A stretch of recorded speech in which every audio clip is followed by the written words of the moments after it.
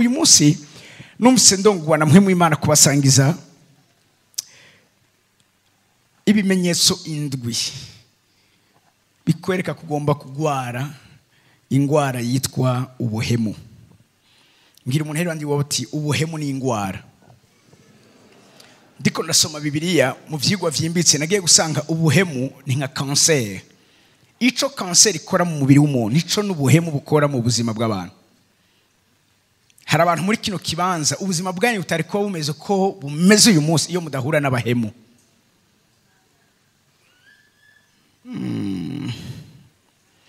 Hari abantu uyu munsi bagiye inzingu bizungurukako kubera bahuye n'abahemu mu buzima bwabo. Hari abantu inzige zamaze imyaka n'uyu munsi shobora kubaza ko zirarya imyaka yabo kubera abantu bitwa abahemu. Ico cancer iri mu mubiri w'umuntu ico n'ubuhemu buri mu buzima bw'umuntu.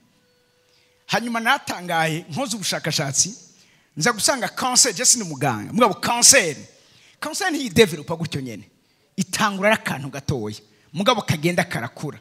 Nza gusanga n'ubuhemu niko nyene bumeze burakura bitangura umengo n'utuntu duto nkuko tuza kwibona aya n'amasentome. Hariho ibimenyetso iyo ubibomye ushobora ati umuntu agwaye ingwara nibi navyo ngiye kuvuga ni wavyibonako usenga Imana ntugwe mu mutego wo kuzoba umuhemu kuko abahemu nabo barangiza bahemukigwa. Haleluya.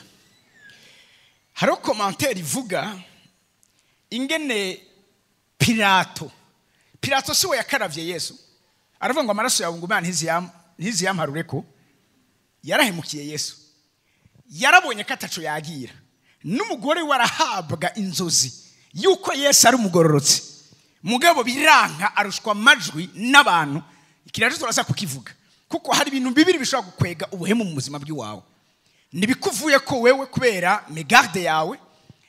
Ikindi naco ubuhemu burandukira abantu bakandukizwa gucika abahemu n'abantu b'abahemu bari mu buzima bwabo batigeze bafata umwanya wo kudiringa nabo bakabareka. Birivuga ngo wirukane umucokoranye mu nzu yawe uzoburangije ibijanye n'imitongano. Siniko muri ko muranyuva. Satani ntiyigenderageje afatiyeko. Nta munsi numwe Satani azopfa gusambura ishengero gutyo nyene canke azopfa gusambura umuryango gutyo nyene. Hari icabwirizwa kudugirako. Ico naco ni kimenyetso umuntu ashobora kuba yarirengagije mugabo cerekana indwara y'ubuhemu. Bavuga yuko Pilato yapfuye yangaye arahantu aguma ariko yagwaye mu mutwe akaguma ariko arakaraba amazi umwanya wose niko yapfuye. Ivyo yakoreye Yesu hakuvuga urazi turaza kwibona mu mwanya. Haro sentome imwe yaba narifise umwanya nkaza kwiteba ku mwana ashaka kuzoyigaruka ko yonyene kuko ubwayo iragutse umuntu yona yandika ko n'igitabo. Ico ukorera abandi nawe bazokigukora canke nawe uzobikorerwa. Birivuga ngo urugezo ugeramwo abandi niko nawe bazokugereramo. Siriko muri ko muranyuva. Pilato yarihakanye Yesu aramuhemukira aragenda arakaraba ngo amaraso y'Imana ntiziyambaze nawe yapfuye ari karakaraba. Ibimenyetso indwi mbabwire muzi impamvu ingo uyu munsi zisambuka umwe aba yahemukiye uwundi haba hagaragaye ubuhemu. Muzi igituma Afrika idatera imbere ni kubera ubuhemu. Hari abantu badandaza ibihugu, hari abantu badandaza amakampani, hari abantu badandaza ubuzima bw'abantu. Ubuhemu bugeze ku rugezo aho umuvyeyi ashobora kudandaza umwana wiwe ku mugabo angana n'umugabo wiwe kugira ngo azane amafaranga. Ubwo n'ubuhemu. Hari bicaniro mperuka kumenya ntari inzi ngaha ku Musaga tugiye kwiyokipa kuko irishenga murazi ko tudiringa n'ibicaniro. Mu miseze niko nakira abantu haje umwana w'umukobwa afite imyaka 23 muri biho. Afise umwana afise nk'imyaka nk'ibiri. Ndavyo umwana ngereranije ashobora kuba afise nk'imyaka nk'ibiri. Arambwira ngo jewe namanutse i Bujumbura nje kurondera akazi k'ububone. Hanyuma birangora ntwarinda baranyirukana. mugabo yahora zaraza ngaha ataratwara inda. Hanyuma amaze kumwirukana buri yaja, wa muntu yamuteye inda amubwiye ngo ndafise inda, acaramwihakana, acaranyika, azinya telefone, ntiyasuye kumutora, arahimukiwe. Mugabo asaba mubwira ahantu mu gitaramuka mana ngiye kugaruka. Acagenda ahantu mu gitaramuka, aho hantu bamuhaye indaro, bacamubwira ngo uracari muto, twe tubayeho twidandaza, nawe uteza kuza kudufasha kugira ngo turonke ukungene tubaho. Acarambwira icambabaje cyakoze ku mutima wanje. Acarambwira ngo iyo azanye uwo mugabo bamuha aho baje gukorera ivyo vyaha, mugabo amafaranga bamuhaye, abo bamuhaye indaro nibo baca bayatwara. Nimba bamuhaye 5,000 bakamusigariza 500 kubera ko ajyama ngaho kandi akarya ngaho, bakamuha ayo $500 gusa. Sico cambabaje. Nababajwe n'isho yambwiye kubijana n'umwana wiwe. Ati rero icyatumye nza kukurondera nuko ivyo bintu biriko biraba, basigaye banga kumfatira umwana agacaza kuraba ibiriko biraba. Ati umwana atanguye gusubiramwo ivyo ahora abona. Afite imyaka ingahe? 23.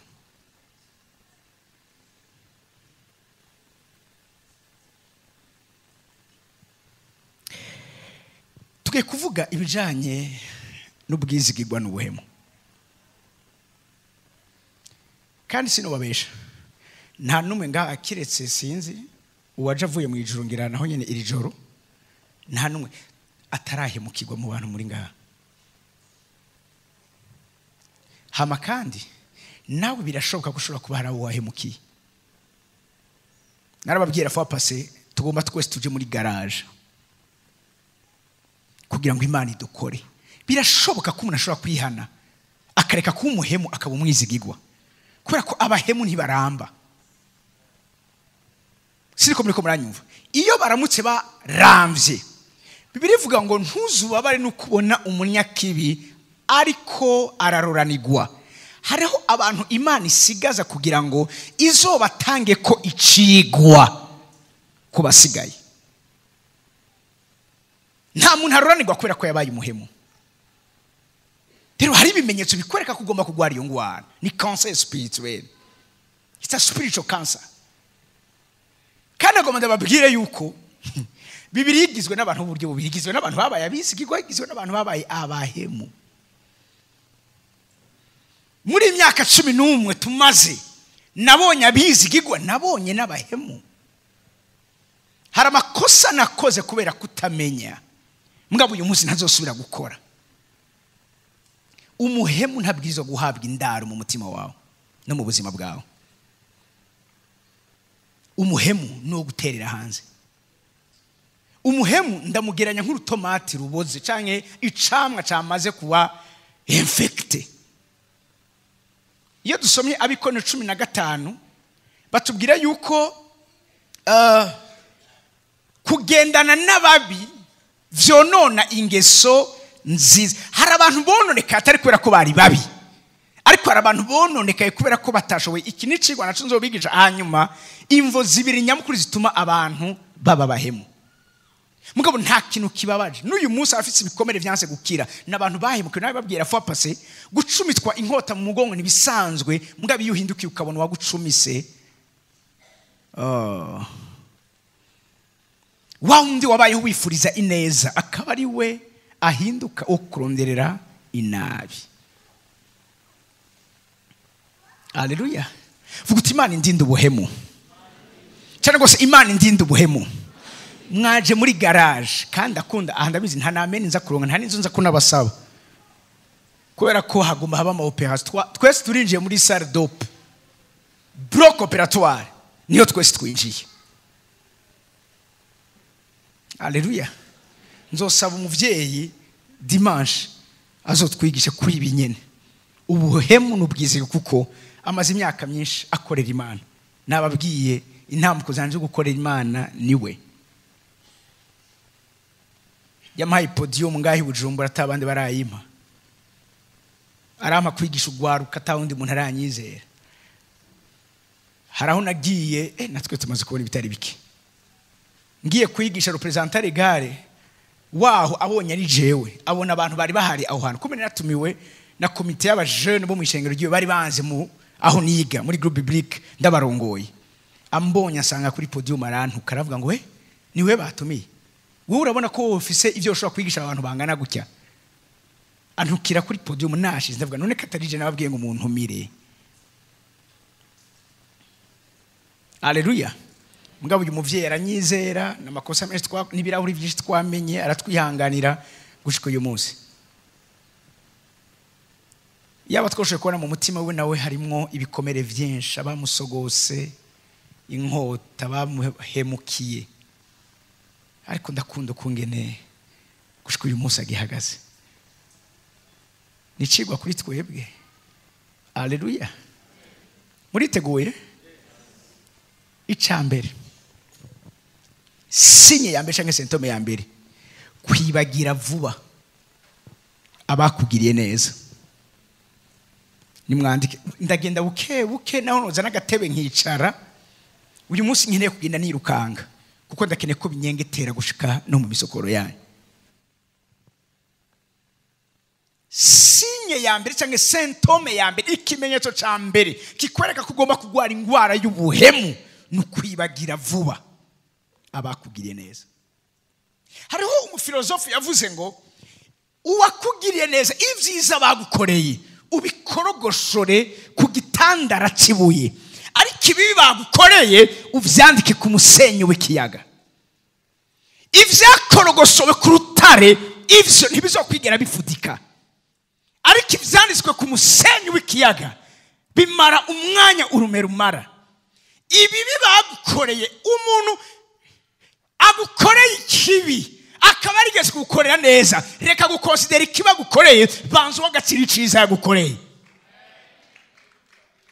siriko buriko murahiva muri kino kibanza kwibagira vuba abakugiriye neza kudaha agaciro abantu babaye inkoramutima ku buzima bw'iwawe abantu bakubomye atacu ufise abantu babanye nawe atacu uragerako abantu bashoboye kugumana nawe wacitse umunyantege nta gitangaza kirimwo k'igihe isi iriko iragukomera amasi n'abandi benshi baza kugukomera amasi ariko biragoye kubona abantu bagumana nawe igihe isi yose yaguteye umugongo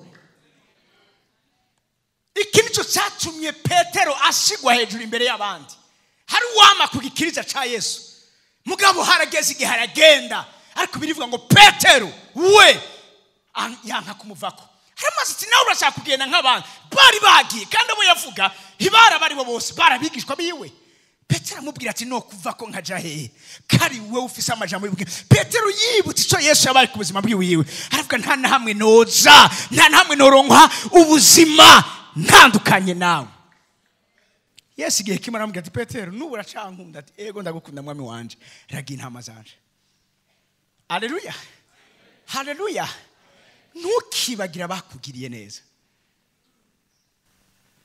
hari icyo mvuga iyo umuntu yihuta kwibagira abamugiriye neza aba yihutira kugwa mu mutego w'ubuhemu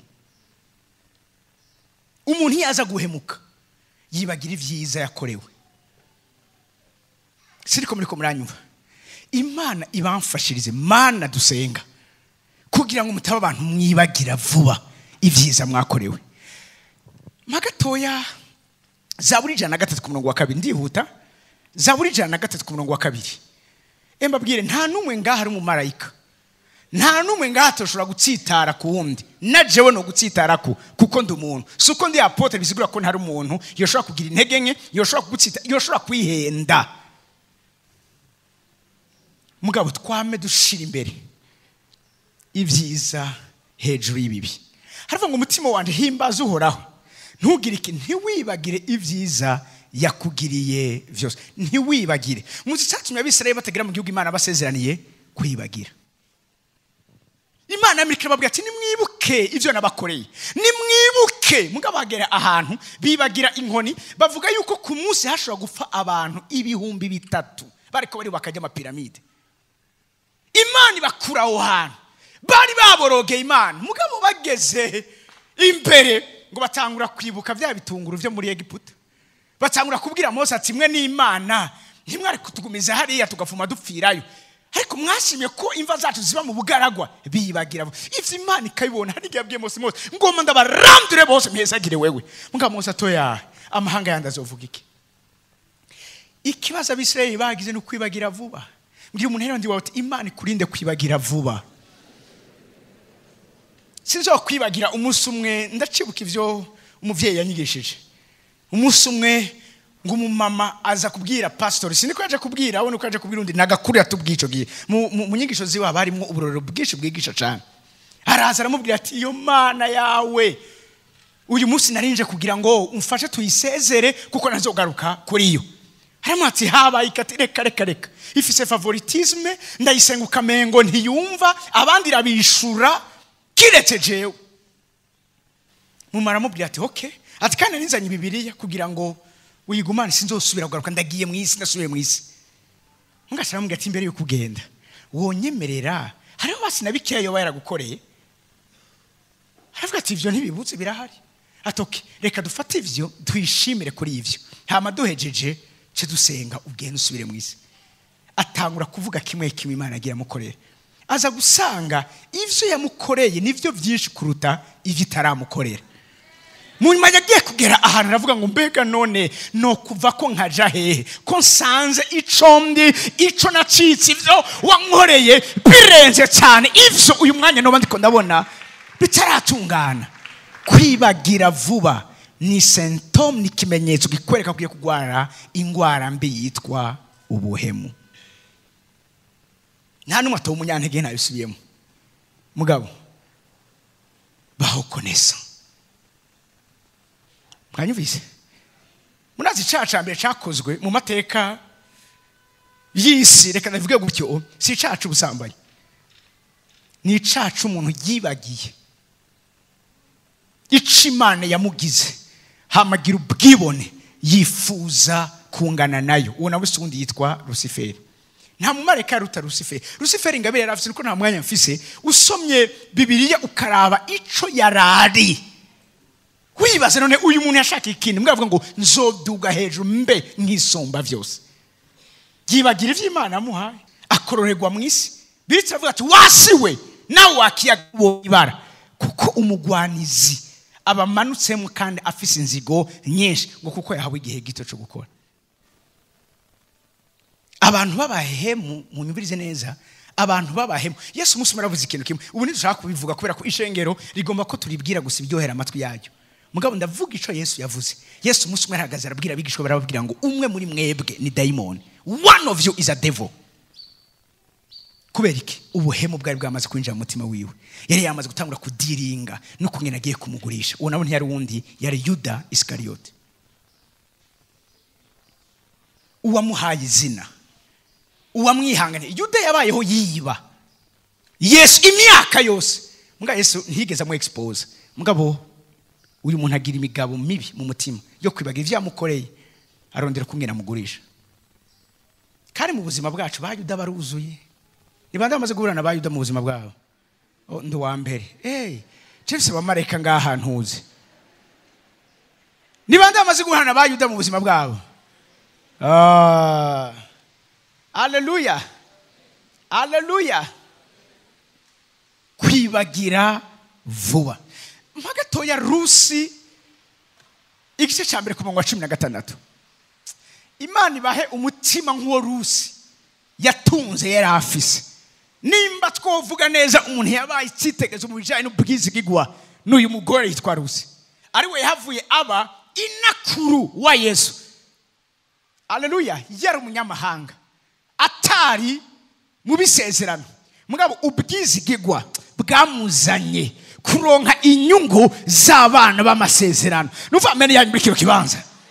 Ubwizigigwa buzoguha ikibanza hagati y'abanyamasezerano.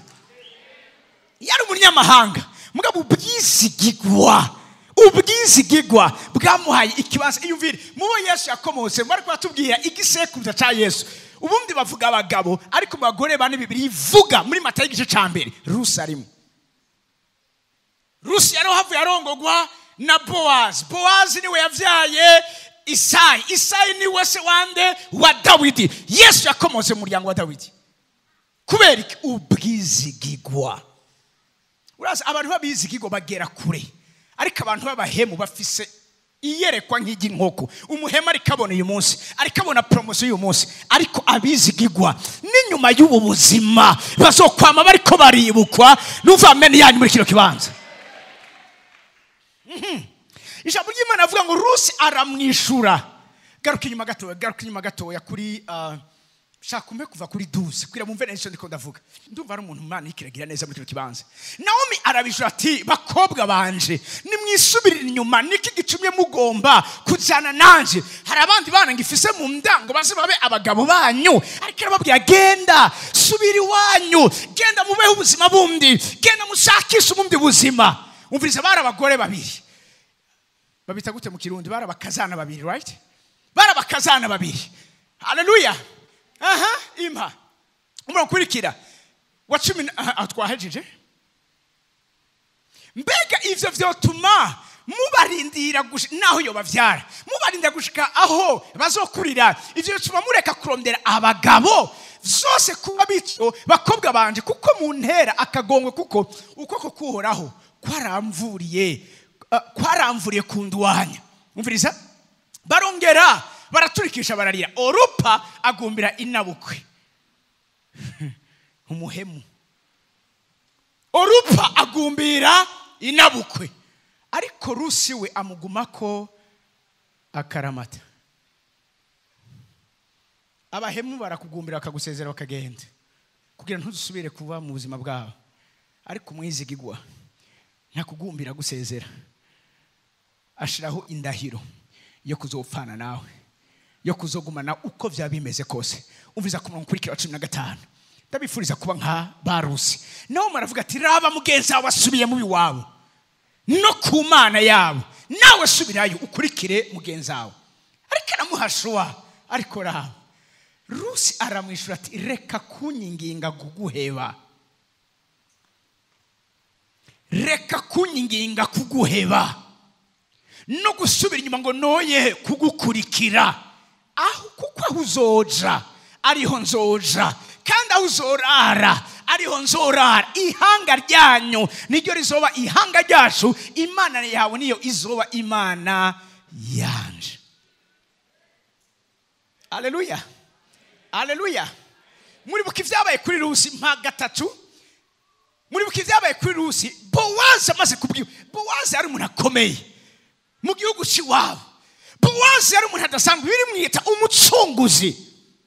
Amaze kumenya makuru y'ivyabaye kuri Rusi, igice cya 3:10 twihuta, aramwishura uyu ni Bowazi ati uragahezegirwa n'uhoraho mukobwa wanje. Ineza werekanye none iruta iyo werekanye ubwa mbere, kuko utarondeye imisore araboro canke abatunzi. Uri Bowazi ariko arabwira Rusi, nyarukiriza, none rero mukobwa wanje ntaco utinya, ndakugirira ivyo uvuze vyose, kuko abasinga ntaye bose biwacu bazi yukuri umugore agize iki aroranye. Mwene majambo bumwizigigwa.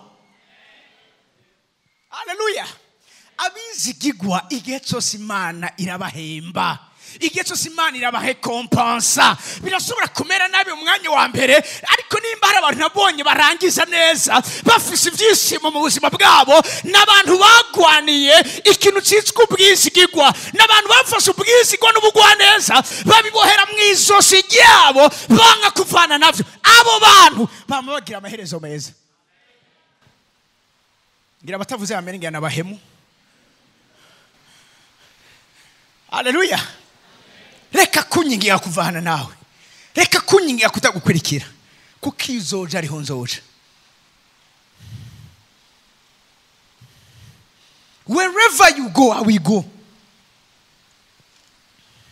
Iyo uzoja niyo nzoja. Uyu n'umuntu vyanse ko yibagira ico Naomi yabaye ku buzima bwiwe.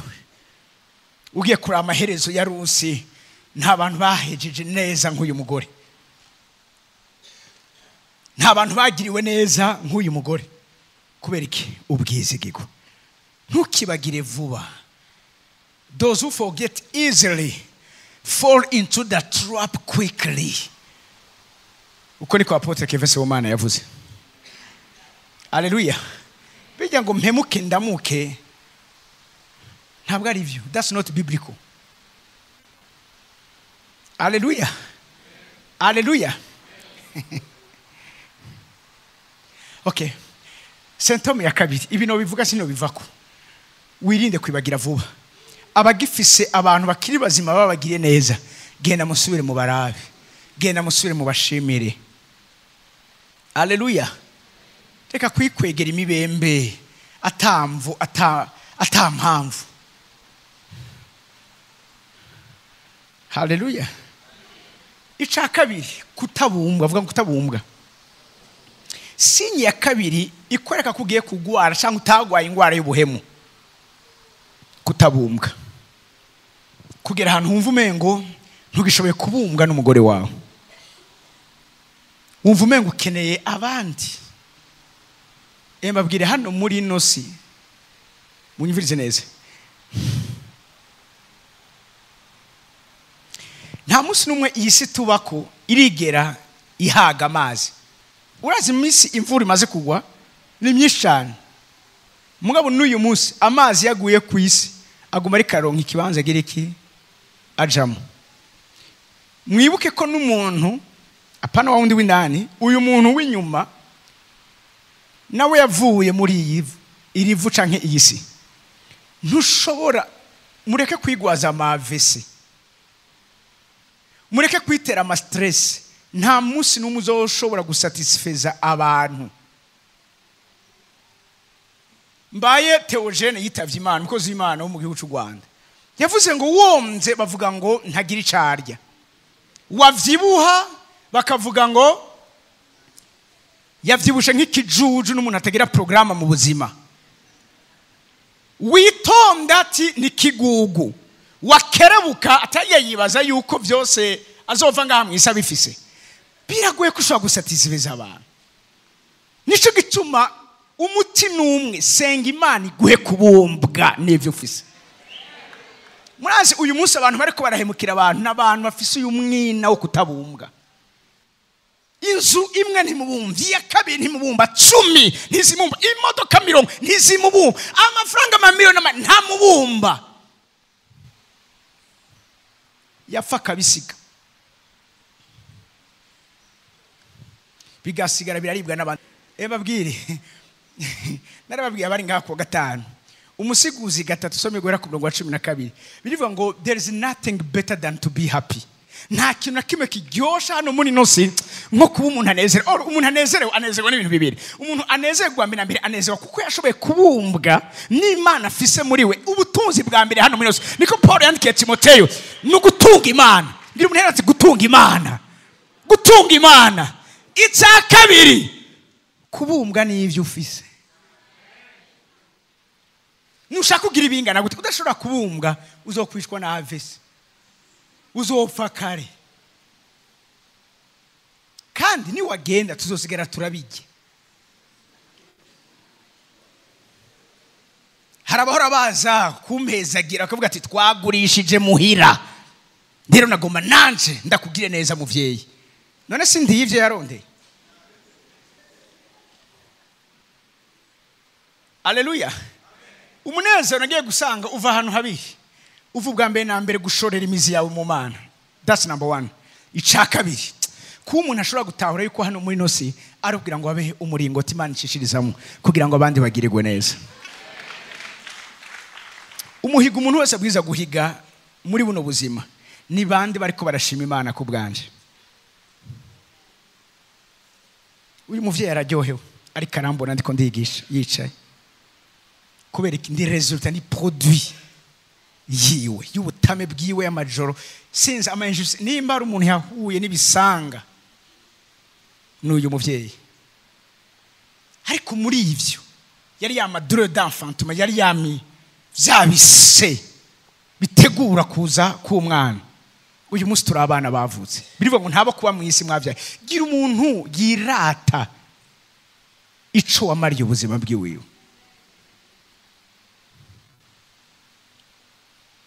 Umwana umukobwa nakoze babwira aciye mpamagara uyundi nawe yahoze ari mwibarabara nkuko nyene. Hanyuma ndamuhahaba cyane muhamagara ntuze mukobwa wanje. Ciramubwira nti uyu muntu afite ikibazo kiniki woshobora kumumpera indaro mukabana. Akava aho hantu ari oblige kubanza gusambana kugira ngo ashobore kubaho. Umwana we akaba ariko arabona ibisa nk'ivyo. Uwo mwana mu minsi imbere azoba ameze gute? Urazi ijambo yambwiye? Ashirambwira ngo muvyeyi nanje nari mwibarabara wankuye mwibarabara kubera kinani ndonse amahigwe yo gukurundi mwibarabara no shobora kuyagisha. Ndamubwira nti none azoze ejo rero ngo ya ngo ubunyene ngo nazi tugende tujanye azubunyene.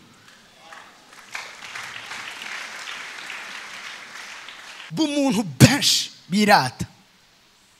Hari abantu mbabwira ikintu kimwe. Imana ibishaka itabishaka iri oblige kubarinda kuko bafitiye umumaro abantu yaremye.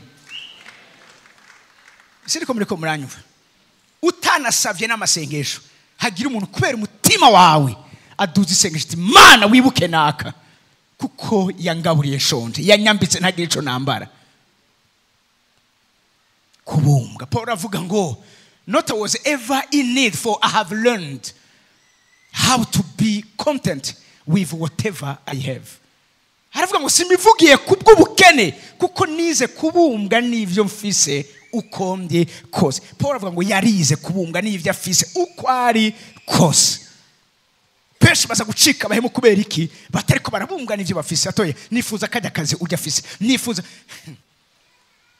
umunsi umugore umwe ungaha mwishengero andungikira audio umuhabara agenda n'umugabo wiwe yamurungikiye ngo hewe ntitukigushaka va muri ugo rugo ndagwinjire. Ndavuga sa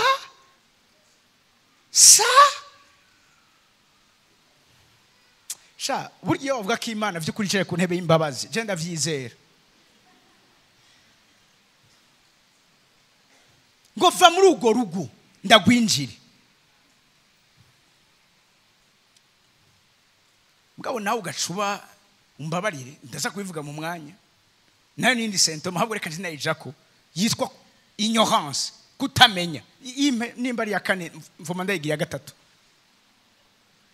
Iri jambo ndashaka narisurunye neza mu Congereza ntirivugika neza mugabo mu Kirundi rivugika neza. Hosea 4:6 tuzi parti yo hejuru mugabo parti yo hepfo niyo nkeneye ko tumenya neza. Uvizigene bavuga ngo abantu banje baranduwe no kutagira ubwenge. Abantu bishwe na Satani bishwe nande no kutamenya. Kandi biriga kivuga ngo nta kindi kizana igisuma atari kuba kwica no gutikiza. Ico kutamenya gushobora kugukorera nizo na Satani ashoboye kugukorera. Haleluya. Ariko ndakunda hefike navuga ngo kuko wataye ubwenge nuko nanje nzogira iki nzoguta. Iyo umuntu ataye ubwenge Imana iramuta. Hari abantu uyu munsi bari mu buzima bubi kubera bataye ubwenge. Mutu ubwenge gute kudateramira ivy'agaciro Imana yabahaye. Ngo uyu mugabo ni gwanje ntibiri surika rigwawe bizoba surika rigwawe ni wamugumana.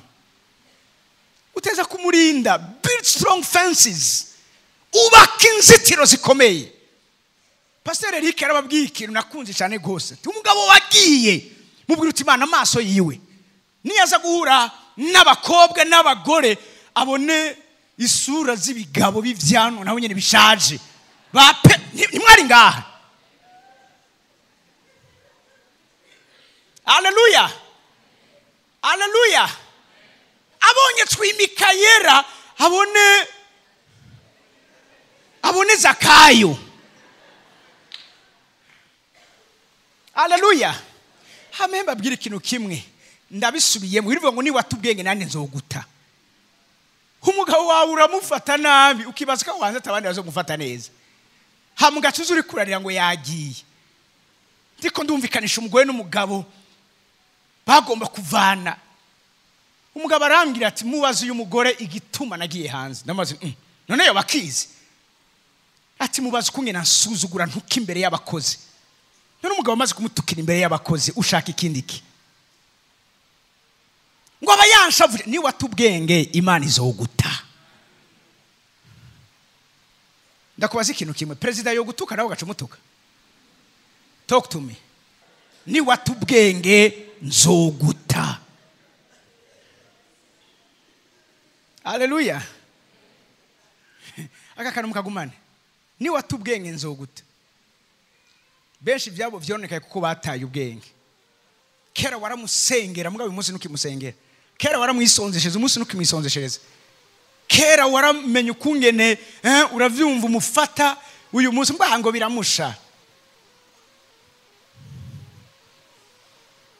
Niwata ubwenge bivuge, niwata ubwenge, niwata ubwenge.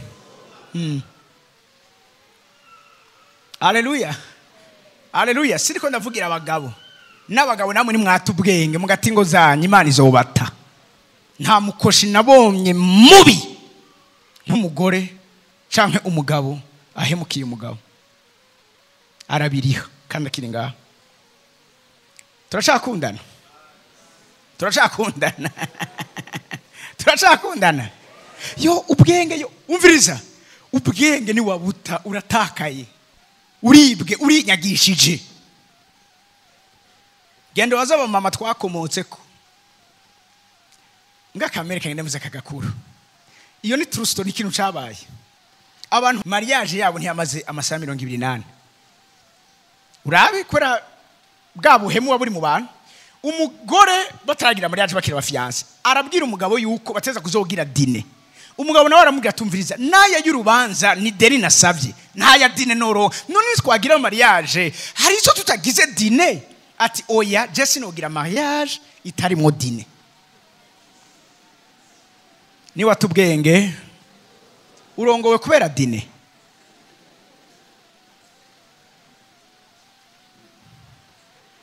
Haleluya. Ati kandi nkeneye dekoro y'imiliyoni 3 hariyo nabonye kuri IG abubu rero Yesu we.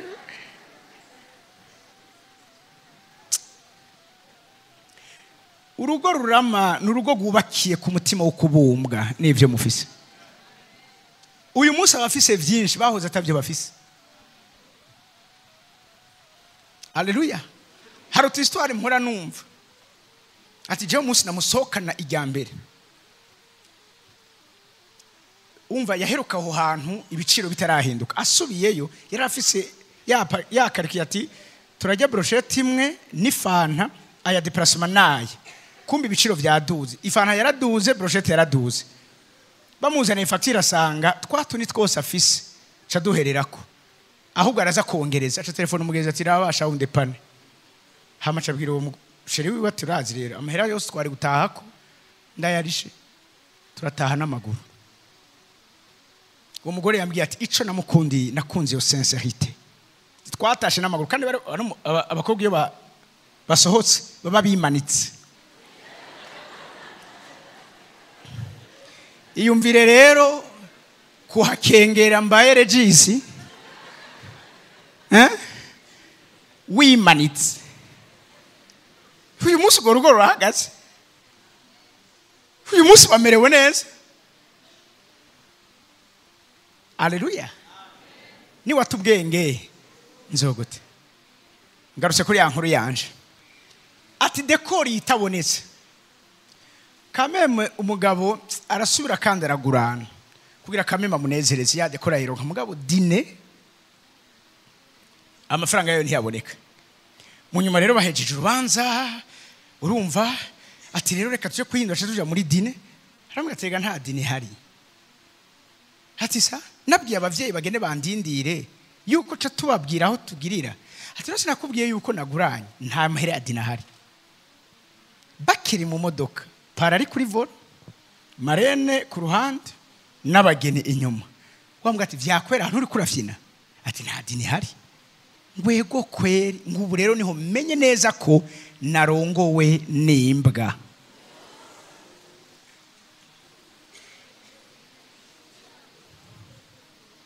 Umugabo acabwira pahe ati ntiza ntware imodoka. Acaja kuri volo arakraksona kwa se na nyina. Ati nibiki kuje nga wundi arahora. Abavyeyi baraziti ko muje nga ntibarihindura.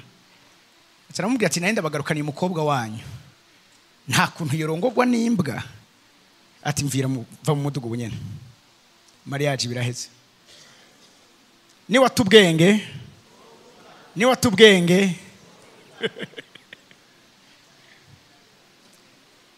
je ndumva umengo hari abantu bariko barafashwa muri kino kibanza.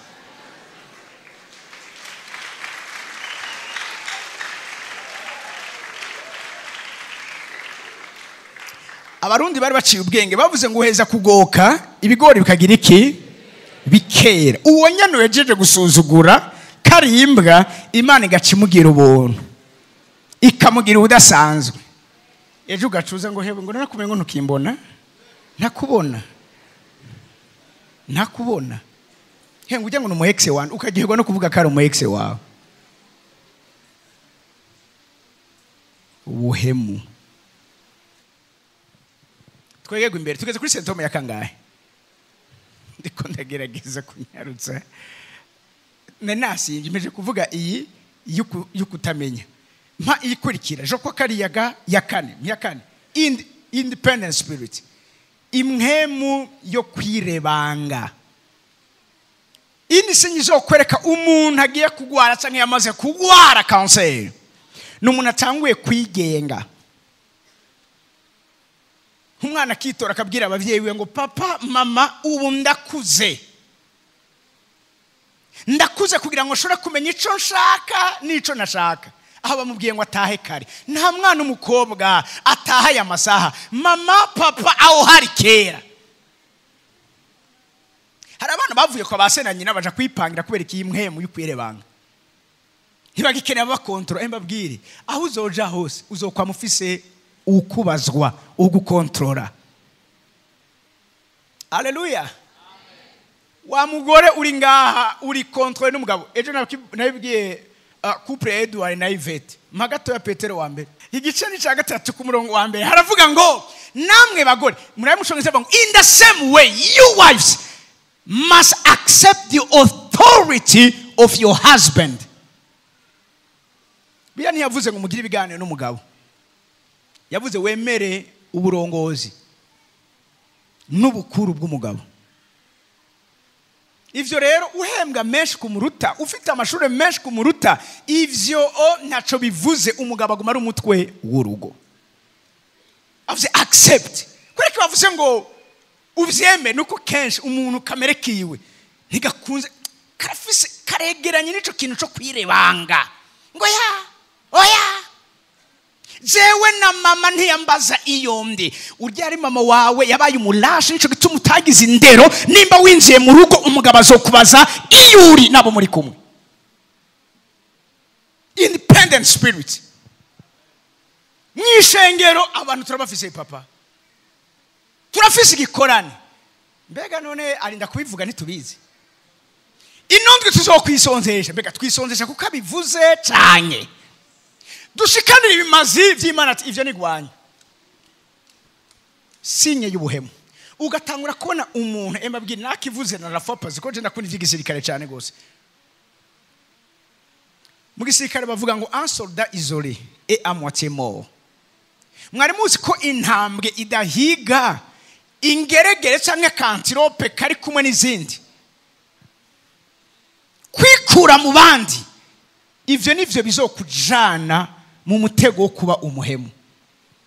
Ukabaza umuntu ninde ufise w'umugenzi musengana ngo je ntawe ubona sifise muhemu yera. Ego kweri hamuga tutangira uwo muntu yabaye muhemu. Independent spirit. Kudashaka kurongogwa, kudashaka kugira ingingo ugendera kukurikiza baguhaye abari abagukurira. Nk'abakobwa nimwambare neza. N'ubu nama ndiko ndababona benshi bagiye kuduhemukira bakaja gutwara amada nabanse uburongozi twababwiye. Ambara neza. Okay, kugira ntibanyirukane nzoza mugabo ninasohoka nzokwambara izi wanje hajya ni mushengero giwiwe ariko mwibarabara ntanjejwe ntangaba. Ejo mugaca muhura byagenze gute? Byahereye ngaho. Independent spirit. Hallelujah. muriko muranyumva kwirebanga ibi bikora hano hose no muri entreprise ukagira umuntu atakuryohererwa uyo muntu mwirukane ukagira umuntu winjiye atakwakirana ugwe bagagute ugweze mutware. Haleluya. Abandi bariko barakoma amashi bagacagoma kwitegereza murabire hafi. Haleluya. Haleluya. Haleluya. Rabo wa undi yabiswe itaranto imwe Yesu we mwanyuragiye. Abandi bose arababwira araziba munyuma aragenda. Bose baragenda bazidandarisha. Muga murabona inyishu yujya umwe. Ingene namuvuze ngo nari ndabizi no kutigeze bivuga. Ikirishigwa nzobigisha mu minsi imbere naco kizobahezagira cyane. Ingene benshi musamara gusohora mu buzima bwanyu ibihemu inkozi z'ibibi mugaruhira kurira no kwicuza. Haleluya. Hari abantu benshi bakunda abantu baguma ariko barabafurata bakomera amashi. Umukunzi w'ukuri bivuga ngo akundana ibihe byose kandi yavukiye kubera nk'umuvukana mu bihe by'amagogo. Mu bandi arakudefanda muga muri babira akubwira ati kiko wakoze sico.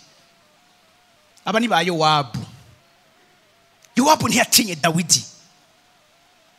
Dawidi waje kumubwira ko Absalomu yapfuye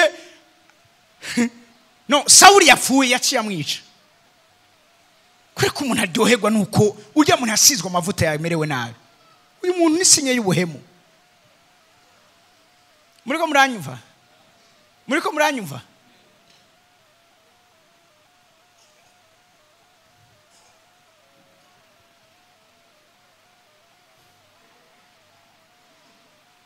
Twagiye ku masentomesha. Oya uku kwezi kuzobakorera amateka. Ico ndakizi. Kandi kuva uyu munsi ugenda usengera abantu bose binje mu buzima bw'iwawe. Uwo ari we wese genda umusengere. Timana nyambika amaso yo kumenya neza kwera kujya mu ntemu buzima bw'iwanje. Abatari bo Imana ibagutwa. Jeje usengesha namandiko ndarigira kandi abantu bose babahemu nagize muri ishengero. Nta numwe nigeze nirukana. Imana yarabanyirukaniye bose. Mu minsi heze uwo muhema arampamagara. Kameme urumva ko nibuka ivyize yankoreye. Nawe yampemukiye ndamwitaba. Ndambwe nshaka nakwitavye kubera ko nibuka ivyo wankoreye. Turicarana arambwira ngo ivy'Imana mubwiye ahejeje namubwira nti none ubu rero nahindutse. Imana akubwiye ko nihanye ko wagiye unyandagaza ahantu hose ko nkorera shetani ko nagutanze kikimazi kuzimu. Ubu rero Imana yagarutse kubwira ko inyishimiye nihanye ryari. Mabwira ikintu kimwe mugene mwibutsa abahemu yuko ivyo bakoze mubizi. Ngurumva ngo yanacu ngo je ngo uriko wigwaza ushaka iki? Cyo gituma benshi usanga uruhande rumwe gwatembagaye kubera warakumye uri kurabibika kubera ko bibika. Muhamagara umubwire utari kura mu manka du respect umubwire ati ndazi ivyo wankoreye vyose kimwe ku kindi. Hani mubandanye kubera ko gumana muri we umugumana muri wewe ikiduga gipakiye cyane ntikinyaruka. Mupakiye abahemu mwase kuja kubwira ko umviriza simvuze ngo uje kumutuka. Uronse okazi umubwira ati ivyo wakoze byose ndabizi ubisohore. Neje ntuzomubona ngo ugire umutima mubi. Nibo bazosigana umutima mubi. Imana guhezagire ngira umuntu yaramerewe nabi nawe nyene nkanje.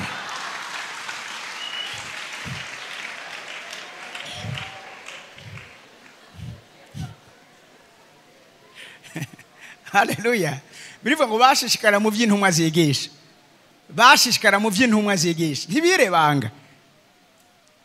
Icyo cyatumye Paulo abadakora ivyo abatojeje. Hari nabo yahaye Satani. I concept nanzo ibiyegesha igihe kimwe. Avuga ati urya ndamuhaye Satani. Kubera iki? Kubera ko ntiyashoboye kugendera mu nyigisho ziwiwe. Yabaye umuhemu. Haleluya. Mwavyumvise? Mwavyumvise? Tugeze kuchaka ngaye. Bo sinabitonze. ikiri cyakangahe nikija kibi cya gatanu nubwo ari cya kane ngaha ubwibone sivuga byinshi ubwibone fise n'igitabo nanze kujana ubwibone gusa mugabo umuntu ubwibone avuga ngo jewe no bikora neza kurutaho jewe yoma nkigisha no kwigisha igituma tampa ngo nigishe ni kubera ko arabizi nyene ko no mufuta none ko kuza kwigisha ngagenda wigisha wawe Haleluya ubwibone bukubwira ati jeno bikora neza kuruta aba nivyo vyari biri muri Absalom araza arabwira abantu mbega bite uva he yigirisha ibigongo inyuma yati yo aterega nta umwami amaze iminsi ataboneka ati congira umwami no batunganirije mwese abibone babwire iki kamenco giteye ubwoba navyo no mikite icongereza nta nahamwe nigira mbona Imana yigera igwanya umusambanyi igwanya umusuma igwanya umubeshe mugabo Imana ivuga ngo ni wagira ubwibone nzokugwanya abanyabwibone nabansi b'Imana direct Imana irabagwanya Haleluya ica gatandatu tunyarutseyo muri kiyo cya gatatu ico turagejeje ayayaya iki rero mana yani baje ndakibikira umwanya wacu mugareka ngenda kivye gatoyi vuguti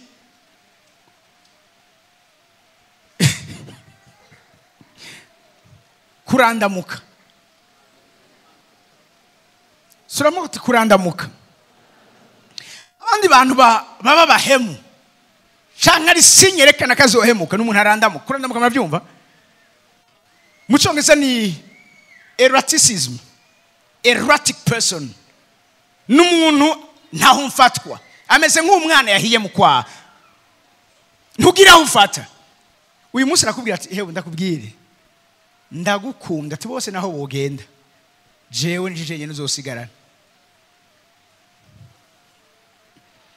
haiza amasaha abiri arabwira turazi nta muntu mubi namenye mu buzima bwanje nkawe ndicuza imisi yose nakumenye mu buzima bwanje uwo ni kirandamuke ararandamukana y'amadecision ararandamukana ingingo atigeze yumvirako n'umuntu ahindagurika nk'uruvoruvu mbabwira ikintu kimwe iyumvire iyo Yesu aza kubikirandamuke twari gucungurwa nakaga gakomeye kugira umugabo w'ikirandamuke umugore w'ikirandamuke abana b'ibirandamuke jewe nka apotre abakristo b'ibirandamuke uyu munsi ni ejo nikiri uyu munsi arasuje ejo uyu munsi byari karashigikira ejo bari karabigwanya abantu arabagize mu buzima bwanje Imana Yesu we iturinda abantu b'ibirandamuke iyumvire kureshwa n'umuhungu w'ikirandamuke think about it nk'abakobwa muri ngaya iyumvire kureshwa n'umuhungu w'ikirandamuke uyu munsi akubwira tumviriza kuva kwijuru gushika ku kiyaga nta kizoshobora kuntandukanya nawe uri umuco mu mwijima ayo majambo nyene ariko arakubwira agacarungikira uyundi muri message tini wewe wenyene nahisemo ikirandamuke benshi murafise ibikomere kubera ko mwahuye n'ibirandamuke ikirandamuke kirakubwira ngo uyu munsi ubona wiravye je tugikwiranye uyu n'umuntu w'ikirandamuke Imana barindi birandamuke kandi nawe ntubikirandamuke Shituma imbere kugira icyo ukoze bantu fata umwanya wiyumvira icyo ugiye gukora atari uko uzobigihemu kandi uzokomeretsa benshi Haleluya muri Yeremiya 8:6 avuga ngo umuntu w'ikirandamuke ameze nk'ifarasi yishora mu ntambara a horse galloping into battle narateze ugutwi ndumviriza ariko ntaho bavuga ukuri nta muntu yihanye ibibi vyewe ngo yibaza ati mbega ico nakoze ni giki niba vyibaza bari erratique umuntu wese apfa guhuruduka akajana inzira yiwe ameze nk'iki nk'ifarasi igenda akabushungwe yirukira umuntu akishora kuri abatwara wenyene ubwiwe kwereka atigeze atreta ino sinyi yerekana ingwara y'ubuhemu. Niba sikari cyanyuma tugeze ko icyanyuma kuba umuntu sindabibazwa an involvement nivuga ngo umuntu adashaka kuja mu kintu gufasha abantu kwikintu ngo jengo sinkunda imimenyerano simvuze ngo nta numwe akunda imimenyerano ngo ukamemegira gira icyo ukoreye abandi baje mu association zo gufashanya wewe uri wenyine none ndazoguhamba. Abandi baravuga ko bagiye kujame basengera umuryango wewe ugacuvamwo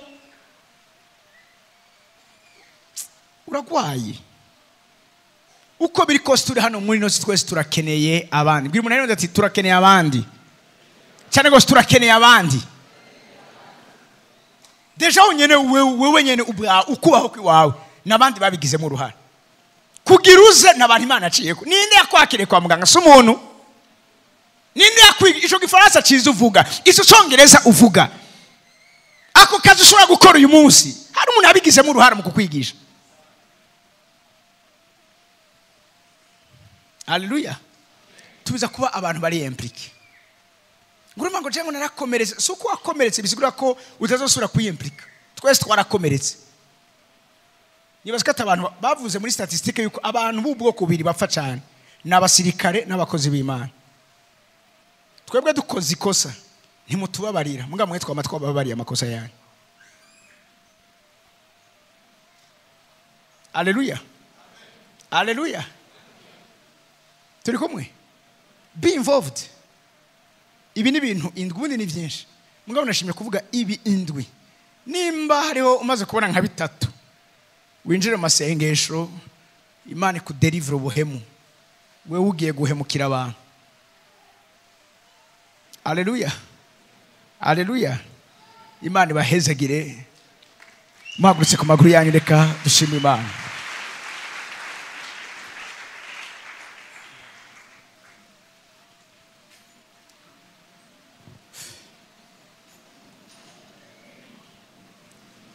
Ndakundi yomeje kwigisha mukaba mumeze guki.